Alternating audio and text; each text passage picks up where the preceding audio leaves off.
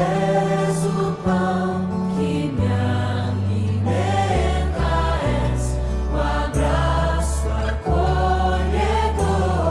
Por tudo que és, darei meu louvor.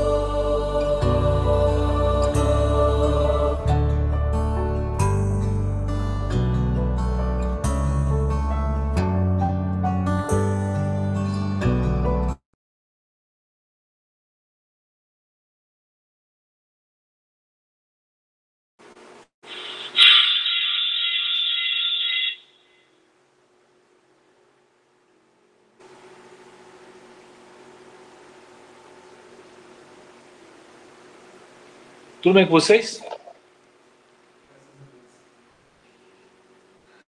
Chegamos à nossa quarta noite, né? O nosso quarto tema. Onde estamos falando aí sobre as cartas de amor, as cartas do Apocalipse. Antes de começar, te convido a fazer uma oração. A você que está em casa nos acompanhando também, feche seus olhos. Está aí a Thaís, a Ivoneide, o Del que está lá e está cá também. Vamos orar e pedir a bênção ao nosso Deus. Te damos graças, bom Pai, por tua misericórdia, por tudo que o Senhor tem nos proporcionado, pela vida. E obrigado por essa noite de quarta-feira, onde paramos um pouco, nossa correria, nossas atividades, onde podemos te encontrar, podemos te buscar, e como um oásis em meio ao deserto do caos deste mundo. Este é o momento que temos para a nossa conexão contigo, para o nosso diálogo contigo, para ouvirmos também tua voz através da tua palavra. Então, que teu Espírito Santo possa nos esvaziar, nos incomodar da mesma forma e nos ajudar a entender os teus sonhos e planos para a nossa vida. Continue conosco, nós pedimos em nome de Jesus. Amém. Amém. Só reafirmando aquilo que a gente sempre está fazendo na quarta-feira, ao final a gente vai fazer nossos pedidos e os nossos agradecimentos. Tá? Então você que está acompanhando aí de casa, você pode também colocar no chat aí pedidos e agradecimentos que você tenha, e aí no final nós vamos orar por cada um deles e entregar nas mãos de Deus aquilo que necessitamos e tanto ansiamos. Repito, essa é a nossa quarta noite. Quarta igreja do estudo do Apocalipse, que nós temos feito aí durante essas noites de quarta-feira, entendendo cada uma delas, a importância da providência. Então, beleza. A importância delas, a relevância delas e como Deus escolheu cada uma dessas igrejas para trazer uma mensagem para a igreja, para o tempo dessa igreja, e também uma mensagem que faz muito sentido para os nossos dias, para os dias em que vivemos. Já falamos sobre Éfeso, a primeira igreja, a igreja ali na região de Éfeso, que corresponde ao período de tempo do ano 33 ao ano 100. Falamos sobre Esmirna, no capítulo 2 de Apocalipse, que corresponde ao segundo período que vai do ano 100 ao ano 313, uma igreja muito e altamente perseguida. Semana passada falamos sobre a igreja de Pérgamo, uma igreja rodeada por apostasia ou probabilidades de apostasia, onde está o trono de Satanás, é onde a igreja começa a crescer, a expandir, mas também ao mesmo tempo a igreja começa a enfrentar alguns obstáculos internos, problemas internos. O período que vai do ano 313 ao ano 538. No ano 538 é quando já não existe mais no mundo conhecido, naquela região, já não há mais nenhuma dificuldade para a pregação do cristianismo, porque, afinal de contas, todo o paganismo que imperava naquela época foi colocado um ponto final. Então, em 538, com a destruição da última tribo bárbara, os ostrogodos, que a igreja cristã conhecida se estabelece como, de fato, um império que nós vimos aí durante toda a Idade Média. E aí, a introdução para essa quarta igreja, que é a igreja de Tiatira, que parte ali de 538 e vai até 1798. Alguns entendem 1798, alguns entendem 1517, que é o início da Reforma, mas fica aí. De um ou outro, o fato é, esse é um grande período da era da igreja cristã. E é sobre ela que vamos falar hoje, a igreja de Tiatira, este grande período. Tá aí, Tiatira. Vamos lá? Capítulo 2 de Apocalipse. a partir do versículo 18. Vamos ler a carta a Tiatira. E aí a gente vai bater um papo sobre essa carta e entender alguns detalhes. Capítulo 2, verso 18, acompanhe comigo, diz assim, ó. Ao anjo da igreja em Tiatira escreve: essas coisas diz o Filho de Deus, que tem os olhos como chama de fogo, e os pés semelhante ao bronze polido. Conheço as tuas obras, o teu amor, a tua fé, o teu serviço, a tua perseverança e as últimas obras, mais numerosas do que as primeiras. Tenho, porém, contra ti o tolerares que esta mulher Jezabel, que a si mesmo se declara profetiza, não somente ensine, mas ainda seduza os meus servos a praticarem a prostituição e a comerem coisas sacrificadas aos ídolos. Dei-lhe tempo para que se arrependesse. Ela, todavia, não quer arrepender-se de sua prostituição. Eis que a prostro de cama, bem como em grande tribulação os que com ela adulteraram, caso não se arrependam das obras que ela incitou. Matarei os seus filhos, e todas as igrejas conhecerão que eu sou aquele que sonda mentes e corações, e vos darei a cada um segundo as vossas obras. Digo, todavia, a vós outros, os demais de Tiatira, a tantos quanto não têm essa doutrina, e que não a conheceram, como eles dizem, as coisas profundas de Satanás, outra carga não jogarei sobre vós. Então, somente conservai o que tendes, até que eu venha. Ao vencedor que aguarda até o fim as minhas obras, eu lhes darei autoridade sobre as nações. E com o cetro de ferro as regirá e as reduzirá em pedaços, como se fossem objetos de barro. Verso 28. Assim como também eu recebi do meu Pai, darei a cada um de vocês a estrela da manhã. Quem tem ouvidos, ouça o que o Espírito diz às igrejas. Chegamos a Tiatira. Esse é um dos períodos da igreja, ou essa é uma das igrejas mais interessantes. É o maior período, um dos maiores períodos, não o maior, né? Mas um dos maiores períodos é a igreja de Tiatira. Tiatira é a igreja do período papal. É a igreja poderosa. E ao mesmo tempo é a igreja corrupta. É a igreja cheia de problemas teológicos, espirituais, morais e daí para frente. Está no período, já mencionamos, de 1538 até 1517, como mencionei, para outros autores, até 1798, né? E a gente vai depois entender essas duas datas. O nome Tiatira significa um perfume suave de labor, ou simplesmente, para algumas outras traduções, vai significar um sacrifício de contrição. Tiatira é o período da igreja, onde essa igreja atinge o seu auge. Essa igreja cristã atinge o seu auge. Depois do período dos apóstolos, depois de mais de 200 anos de perseguição, depois de muitos anos de mistura com o paganismo, agora ela se solidifica. Ela não tem mais concorrência dentro do mundo antigo. Não há mais um outro grupo religioso. Os pagãos do mundo conhecido simplesmente foram eliminados ou foram convertidos ao cristianismo. Ela domina de forma majestosa no que diz respeito à religião. Essa é a igreja cristã. Mas, ao mesmo tempo que essa religião, ou que essa igreja cristã, ela domina em todos os aspectos possíveis, que ela é a igreja, agora sim, ela é a igreja do império que já deixou de ser Império Romano, né? Agora já se fragmentou. Ao mesmo tempo que ela é a igreja dos impérios, dos príncipes, dos reis, dos monarcas de toda a Europa antiga, ela também é a igreja que se afastou de todos aqueles princípios da primeira igreja. Lembra da igreja de Éfeso? A igreja pura, a igreja amável, que tinha suas dificuldades, mas a igreja que preservava os princípios, as verdades do próprio Cristo, as verdades apostólicas, que tinha uma influência gigantesca. Essa igreja simplesmente perdeu. Essa igreja vive na sua grandeza, mas na sua grandeza, na sua autoridade, no seu apogeu, mas também vive um declínio moral, um declínio espiritual, vive um declínio altamente doutrinário dentro das suas paredes. E para essa igreja, lembra? Para cada igreja, Cristo se apresenta de uma forma. E para Tiatira, como ele se apresenta? Você vai perceber que essa é a única vez que ele se apresenta como filho de quê? Filho de Deus. Veja, se para Pérgamo, onde os problemas começavam a acontecer, lembra? na igreja de Pérgamo, a apostasia estava chegando, a mistura do paganismo e do cristianismo estava começando a surgir. Ele se apresenta como aquele que tem a palavra, a verdade, que está disposto a sair cortando, né, todo mundo, ou simplesmente apresentando e confrontando o paganismo com suas verdades.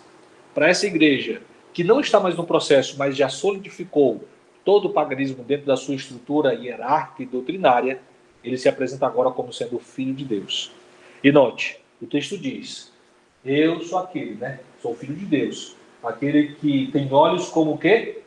Fogo. E os pés semelhante a bronze polido. Ele está dizendo para Tiatira, eu sou aquele que sonda mentes e corações.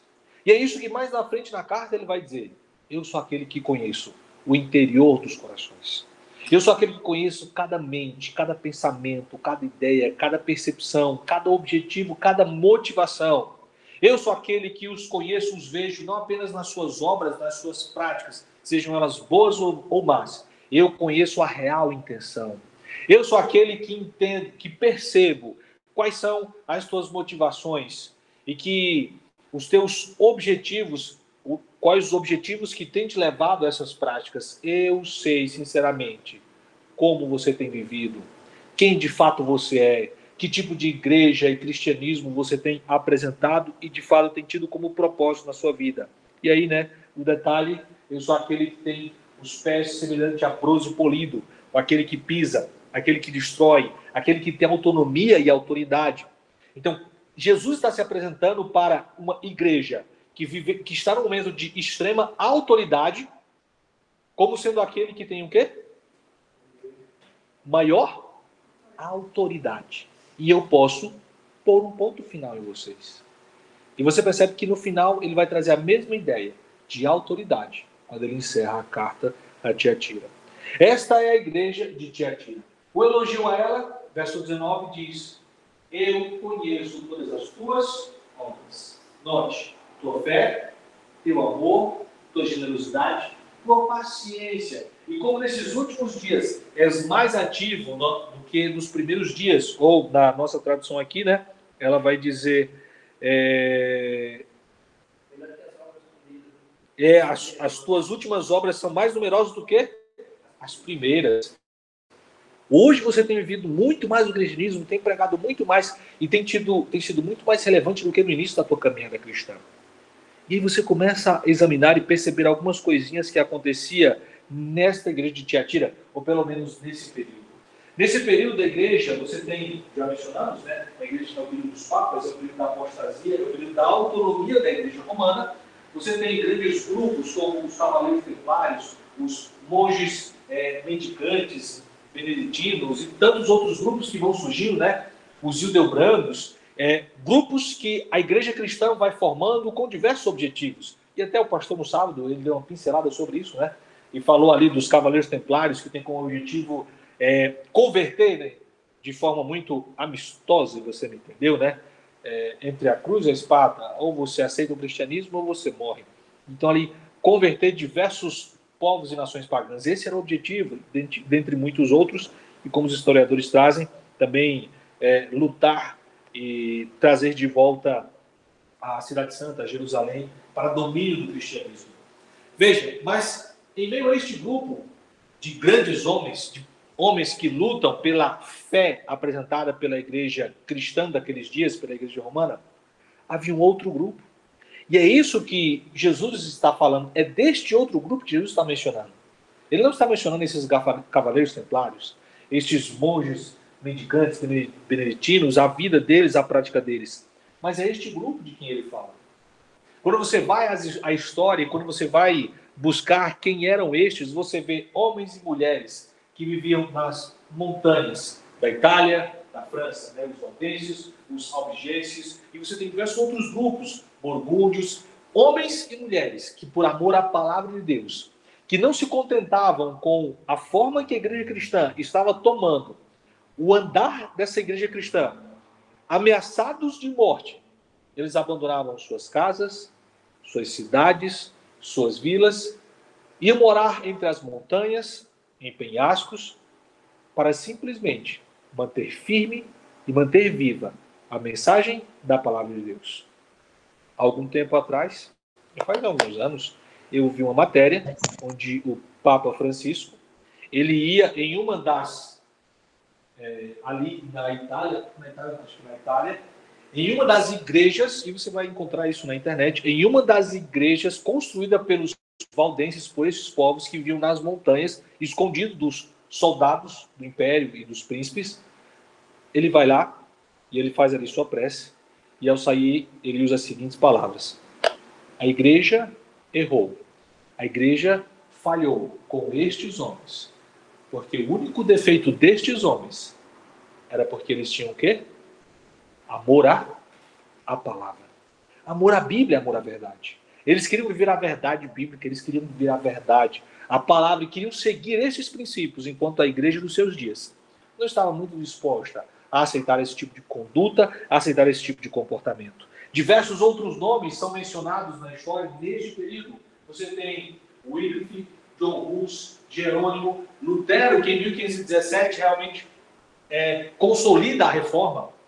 Mas antes de Lutero, todos esses homens vieram trazendo o ponto alto da vida cristã, que não é estar dentro de uma igreja, é viver o assim diz o Senhor, é o sola Escritura, é toda a Escritura. Estes homens fizeram ecoar durante todos esses períodos, durante todo esse período, a verdade da palavra de Deus. E por isso vem o elogio a essa igreja: olha, eu reconheço teu amor, tua fé, teu serviço, tua perseverança. E nos últimos dias, as tuas últimas obras são bem mais interessantes do que as primeiras. Porque nos últimos dias, você tem até os últimos dias da sua vida, você tem vivido esse cristianismo. Você tem estado disposto a morrer por essa verdade, a pagar o preço por essa verdade, a sofrer as piores consequências possíveis, simplesmente por amar essa verdade. Essa é a igreja de Tiatira. Há elogios a essa igreja, por mais que sejam poucos. Homens e mulheres, ao longo dessa grande história, eles viveram essa verdade, eles amaram a palavra de Deus. Mas aí chegamos à reprovação, e é inevitável, né? O elogio existe, mas é curto.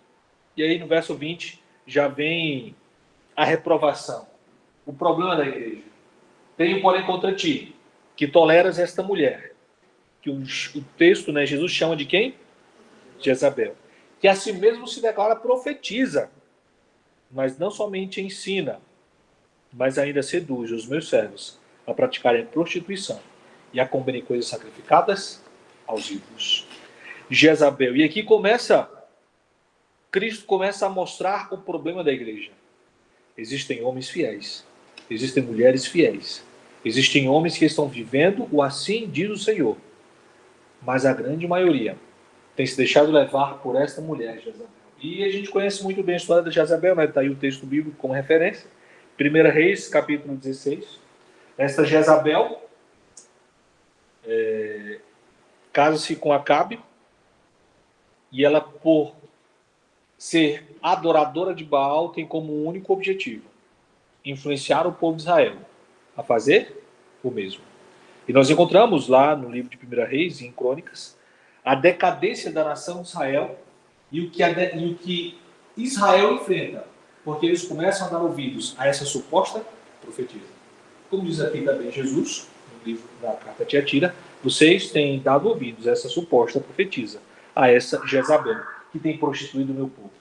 Então quem é Jezabel? E aí as características dela: é uma profetisa de Baal, tem como objetivo e esforço seduzir o povo de Deus, que é isso que ela faz no Antigo Testamento. Ela leva o povo de Israel a uma apostasia generalizada. Você percebe que essa Jezabel, ela persegue o povo, os filhos de Deus, os fiéis, persegue os profetas de Deus e manda eliminar até os profetas de Deus. Essa Jezabel é responsável por um dos grandes momentos de miséria e de fome e calamidade no meio da nação de Israel, né? Você tem ali 3 anos e meio de fome, onde não há chuva. Elias surge nesse contexto de Jezabel como mensageiro da reforma, e esse mesmo Elias é sentenciado por Jezabel, mas ela recebe sua sentença também, e ela é eliminada e ela é destruída. não é muito diferente da Jezabel que está existindo nesses dias. Nesse período de 538 até 1798, a Igreja Romana, e não é à toa que Jesus usa o elemento da mulher para simbolizar, assim como em Apocalipse, ele usa o elemento mulher para simbolizar esta igreja apostatada, que tem um único objetivo: apostatar o povo de Deus. Ellen White vai escrever no livro Grande Conflito, e ela diz o seguinte, o arqui-enganador não havia terminado a sua obra. Estava decidido a congregar o mundo cristão sob sua bandeira e exercer o poder por intermédio do seu vigário, o orgulhoso pontífice, que pretendia ser o representante de Cristo, por meio de pagãos, meio convertidos, ambiciosos prelados e eclesiásticos amantes do mundo, realizou ele o seu propósito. No século VI, século IV, né? Não, século VI. Século VI, tornou-se o papado firmemente estabelecido. Fixou-se a sede de seu poderio na cidade imperial e declarou ser o bispo de Roma, o cabeça de toda a igreja. O paganismo cedeu lugar ao papado. O dragão deu à besta o seu poder e o seu trono. E estabeleceu ali o seu poder e o seu grande império. A Igreja Romana estabelece o seu poder, o seu trono, a sua autoridade. E aí você tem esses detalhes interessantes.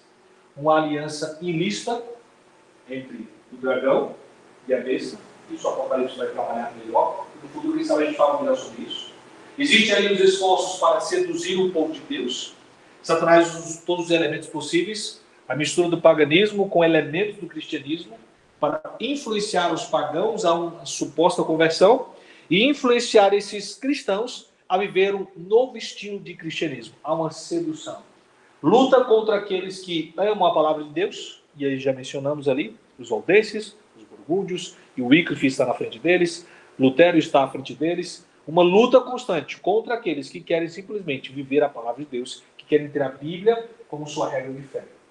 E existe ali um esforço tremendo para esmagar, destruir e perseguir todos aqueles que se opõem aos conceitos desta igreja, às ideias, às filosofias, aos pretextos dessa igreja. Quando vamos para Daniel, e eu quero que você abra sua Bíblia comigo, Daniel capítulo 7, verso 25, esse é apenas um dos textos bíblicos que faz uma descrição, uma narrativa profética do que seria nesses dias. Daniel capítulo 7,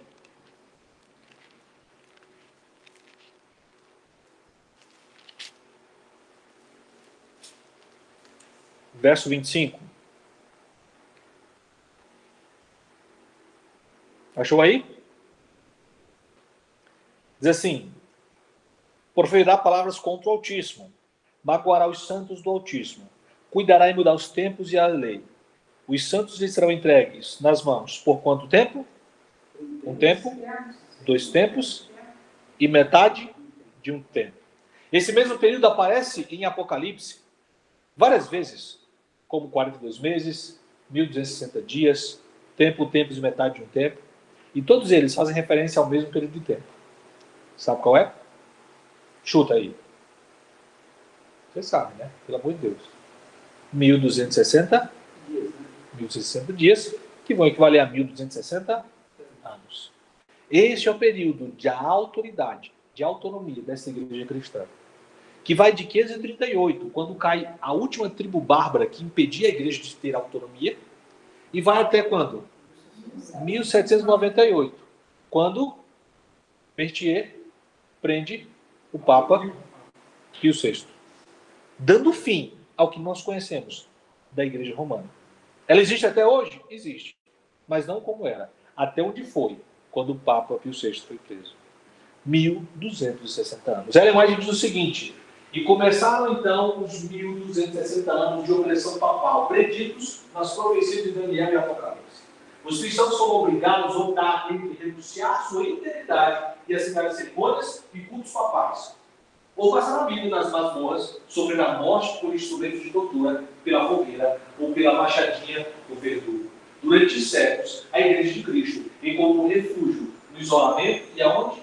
Na obscuridade. obscuridade. Portanto, esta Jezabel, esta igreja apostatada, ela usou todos os elementos possíveis, todas as ferramentas que estavam ao seu alcance para perseguir o povo de Deus, para destruir o povo de Deus, para influenciar o povo de Deus a converter-se a esse cristianismo altamente promíscuo, deformado, destituído de toda a verdade bíblica. E ela consegue, por 1260 anos. E o povo de Deus é forçado a aceitar a sua mensagem, ou a encarar, a encarar a morte. Esta é a idade escura, né? A idade média, que nós muito bem conhecemos. Uma mancha na história da humanidade. Mas, no verso seguinte, após apresentar essa Jezabel, você vai notar que no verso 21, ele diz, olha, eu dei tempo para que ela se arrependesse.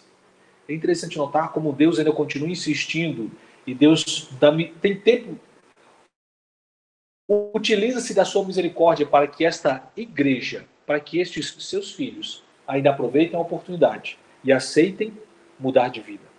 E ela faz isso através de quem? Wycliffe, Hus, Jerônimo, Lutero. Jesus vai usando todos esses homens ao longo da história para despertar esta igreja e os seus filhos para entender que eles estão cada vez mais longe da verdade. Mas, como diz o texto, eles não aceitam. E aí existe todo o tratamento de Deus para com ela. Existe um tempo para se arrepender, mas ela se recusa. E aí vem, por fim, a sua recompensa, que é a sua ruína, a sua destruição. É assim que ele trata. Diz deixa eu ver. O autor do Apocalipse, um historiador, teólogo sobre o Apocalipse, ele fala: jamais alguns símbolos foram mais apropriados do que os de Jezabel, associado com Tiatira. Jezabel veio da casa de Baal para a casa de Deus. Pagã de coração, tornou-se a rainha de Israel. Do lugar de sua influência no trono, fez todos os esforços para seduzir os adoradores de Deus e para estabelecer o culto a Baal. É isso aí? Isso. Os profetas de Deus foram mortos à espada e fugitivos no deserto. Por 3 anos e meio houve fome na terra. Veio então o desafio de Elias no Carmelo e a reforma vagarosa e difícil. Tal se deu a mesma coisa com a igreja de Tiatira. O papado professa e pretende ser o único mestre infalível do céu a ensinar a verdade de Deus. Ela é descrita como tendo um conjunto de obras, enfaticamente chamando as suas obras para distinguir de outros que são chamados de obra de Cristo. O papado é o sistema de obras, uma religião de cerimônias, penitências, jejuns, missas, rezas, vigílias, peregrinações, macerações do corpo, purgatório, super privilégios e santidade meritória dos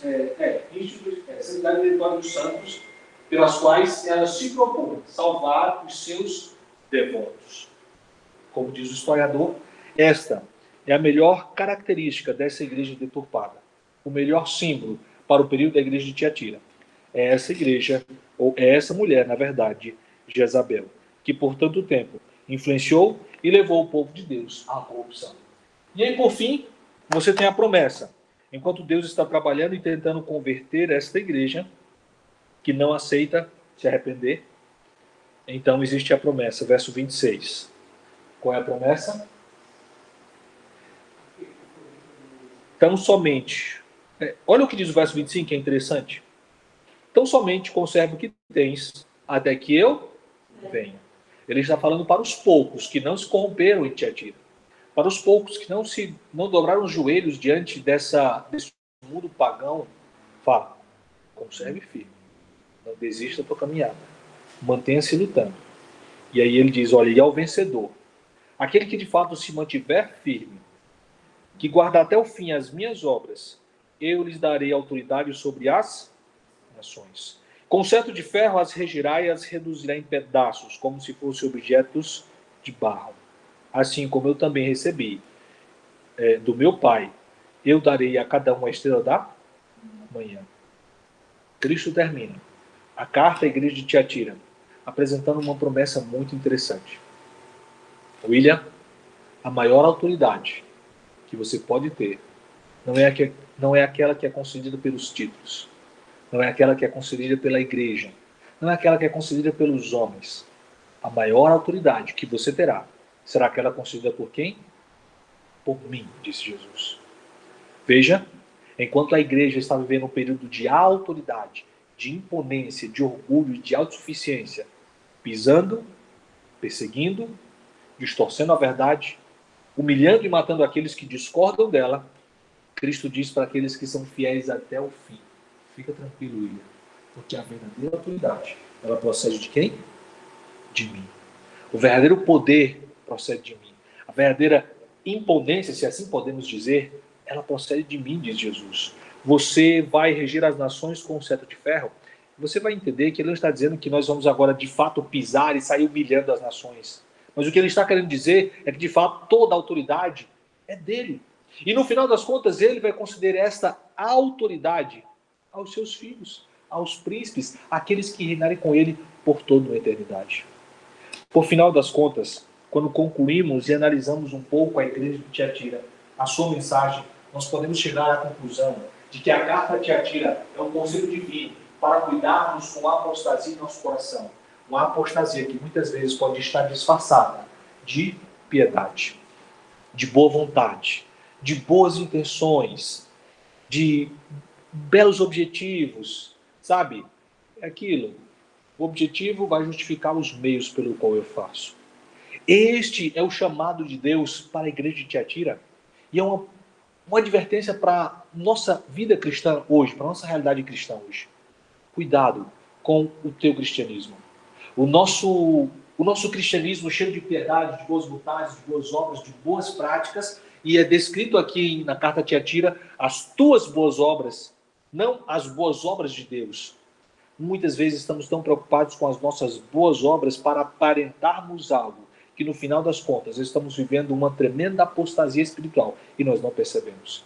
Estamos vivendo uma apostasia em princípios, uma apostasia moral, e nós não notamos, porque nos iludimos, assim como Jezabel e como a igreja naqueles dias, de que as caridades, de que os dogmas, de que os rituais, de que todo aquele pacote de coisas que fazemos dentro da igreja podem nos definir como salvos e estarão agradando a Deus.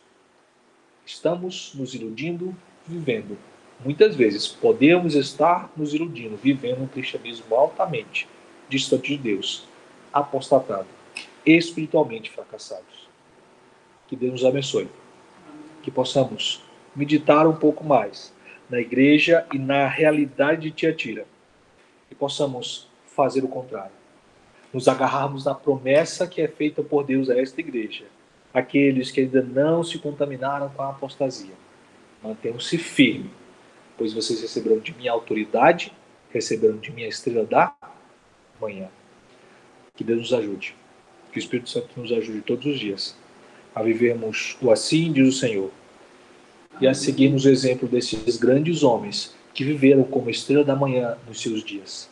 Lutero, Hus, Wycliffe, que o pouco de verdade que eles tinham foi suficiente para defini-los como grandes homens. Que eu e você possamos ser definidos por nossa intimidade e nossa relação com Deus. Antes de orar, vamos fazer nossos pedidos de oração. A você que está aí em casa,